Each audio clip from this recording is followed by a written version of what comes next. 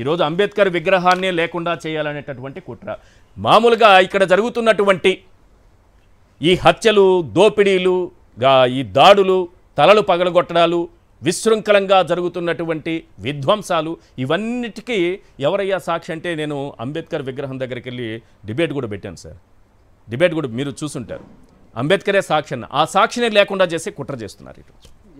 ఈశ్వర్ గారు, మీకు సాక్షి ప్రేక్షకులకి, డయాస్లో ఉన్నటువంటి మిత్రులకి ప్రధానంగా ఒక దౌర్భాగ్యమైనటువంటి ఘటన. అర్ధరాత్రి వేళ లైట్లు ఆఫ్ చేసి, రాష్ట్రాన్ని వెడగొట్టేటప్పుడు లైట్లు ఆఫ్ చేసి పార్లమెంట్లో తలుపులు మూసేసి అన్నాం. అంబేద్కర్ విగ్రహాన్ని చూడటానికి వాళ్ళకి మనసొప్పక, ఎందుకంటే ఆ ప్రాంతం పెట్టేటప్పుడే చాలామంది అనుమానాలు కూడా వ్యక్తం చేశారు. సో మనసొప్పక దాన్ని ఏ విధంగా నిర్మూలించాలి అనే క్రమంలో జరిగినటువంటి ఒక దాడిగా, అంటే జగన్మోహన్ రెడ్డి అనే పేరును మాత్రమే వాళ్ళు టచ్ చేశారని నేను అనుకోవట్లేదు. వాళ్ళు ఈ దేశంలో, ప్రధానంగా ఈ రాష్ట్రంలో ఎవరిని టచ్ చేయకూడదో వాళ్ళని టచ్ చేశారు. ఇది నేను ఎవరిని టచ్ చేయకూడదో వాళ్ళు టచ్ చేశారు అంటున్నాను. అంటే ఈ రోజు నుంచి వాళ్ళ పతనం ప్రారంభమైంది. రాసుకోండి, నేను చెప్తున్నాను. అంతేనా? ఈ రోజు నుంచి వాళ్ళ పతనం ప్రారంభమైంది. కోటాను కోట్ల మంది, దాదాపు 5 కోట్ల జనం అనుకుంటాను ఆంధ్రప్రదేశ్లో. 5 కోట్లలో 1 కోటి మంది, 1,20,00,000 మంది దళితులు మాత్రమే కాదు, మేధావులు ఉన్నారు, ప్రజాస్వామికవాదులు ఉన్నారు, భారత రాజ్యాంగ శిల్పి డాక్టర్ బాబాసాహెబ్ అంబేద్కర్ గారి అభిమానులు ఉన్నారు. ఈ రోజుకి ఆయన ఇచ్చినటువంటి రాజ్యాంగం మీద ప్రమాణ స్వీకారం చేసి సభల్లోకి వెళ్ళినటువంటి, డెమోక్రటిక్ ఇన్స్టిట్యూషన్లోకి వెళ్ళినటువంటి వాళ్ళు, whether it is a parliament or assembly or council, whatever it may be, or ZP halls, వీళ్ళందరూ కూడా ఉన్నారు. అసలు ప్రపంచమంతా, దేశమంతా అంబేద్కర్ లేకపోతే మేము లేము అనే ఒక భావనని ఇప్పుడిప్పుడే బయటకు వదులుతూ ఉన్నారు అందరూ.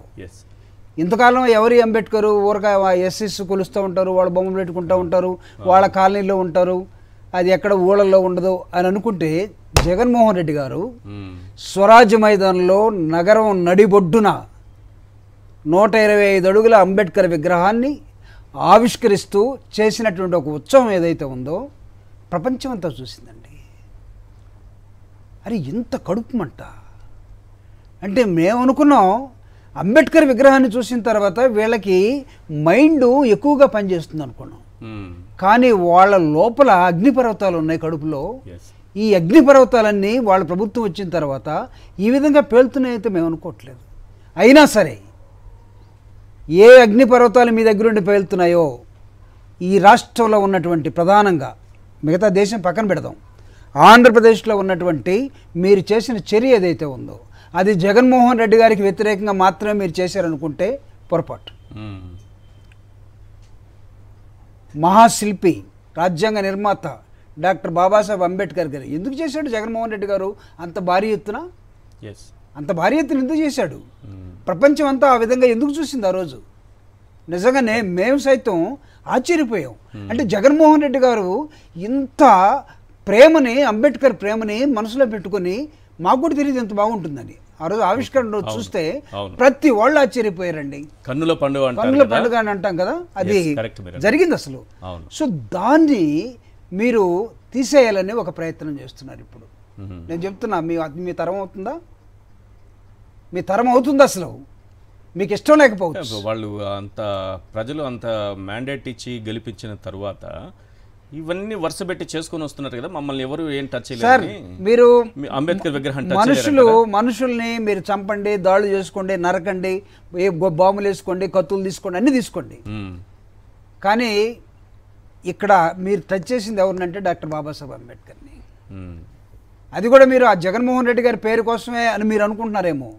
ఇందాక ఆ మేడం ఫాతిమా గారు చెప్పినట్టుగా మీరు అడిగారు, ఆ పేరు తీసేసి ఈయన పేరు పెట్టుకోవచ్చు అని, which is highly impossible. Highly impossible. ఎందుకంటే ఆ ఎరాలో ఉన్నది, ఆ పీరియడ్లో ఉన్నది, ఆ కాలంలో పరిపాలించింది, దాన్ని ఇన్స్టాల్ చేసింది అది జగన్మోహన్ రెడ్డి గారు ముఖ్యమంత్రిగా. ఆయన పేరే ఉంటుంది. కనీసం ఈ రోజుకి అంటే జగన్మోహన్ రెడ్డి గారు జనవరి 19 కదా, జనవరి 19 నాడు చేస్తే ఈరోజు మనం ఎక్కడున్నాం? జూలైలో ఉన్నాం, ఆగస్టులో ఉన్నాం. అంటే దాదాపు ఒక 8 నెలలుగా అంబేద్కర్ విగ్రహాన్ని తెలుగుదేశం పార్టీ నాయకులు కానీ చంద్రబాబు నాయుడు గారు కానీ ఎప్పుడైనా వెళ్ళి అక్కడ ఆయన పాదాల చెంత 2 పూలు అర్పించారా?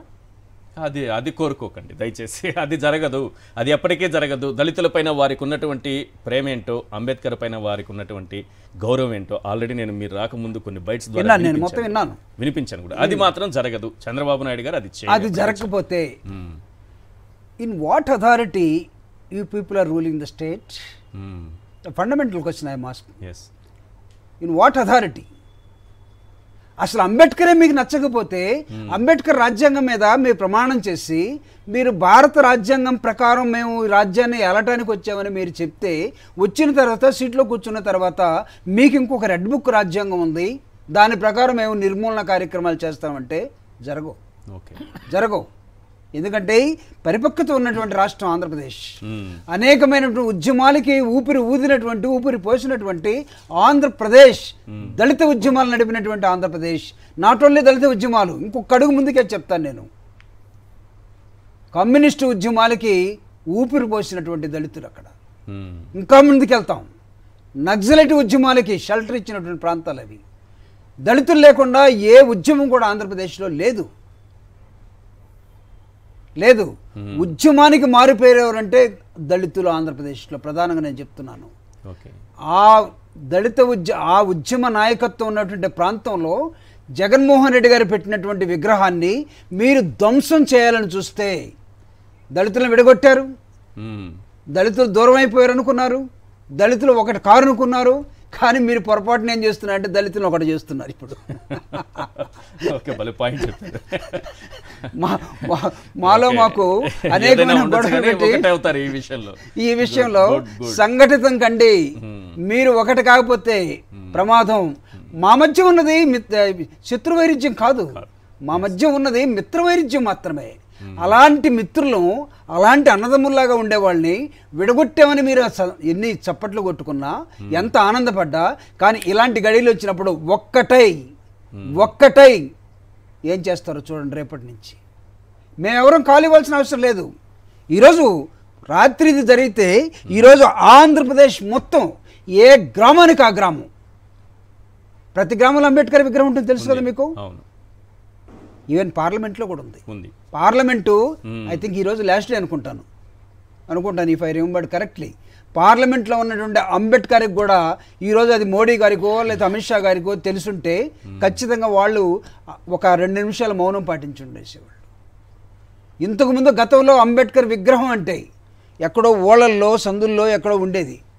కానీ ఇన్ని సంవత్సరాలు అంబేద్కర్ని బ్రతికించుకున్నటువంటి ఈ జాతులు, ఈ కులాలు ఏదైతే ఉన్నాయో ఎవడు పట్టించుకోలేదు ఇంతకాలం.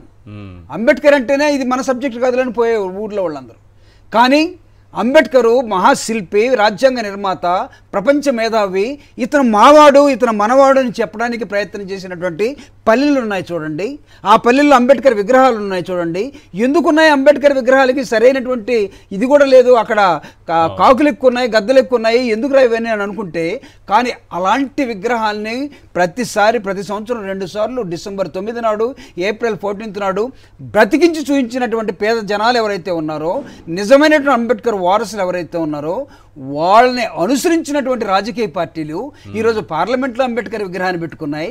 ఈరోజు అసెంబ్లీలో సుప్రీంకోర్టులో అంబేద్కర్ విగ్రహాలు పెట్టుకున్నాయి. అంటే అంబేద్కర్ అంబేద్కర్ విగ్రహాలు పెట్టాయి.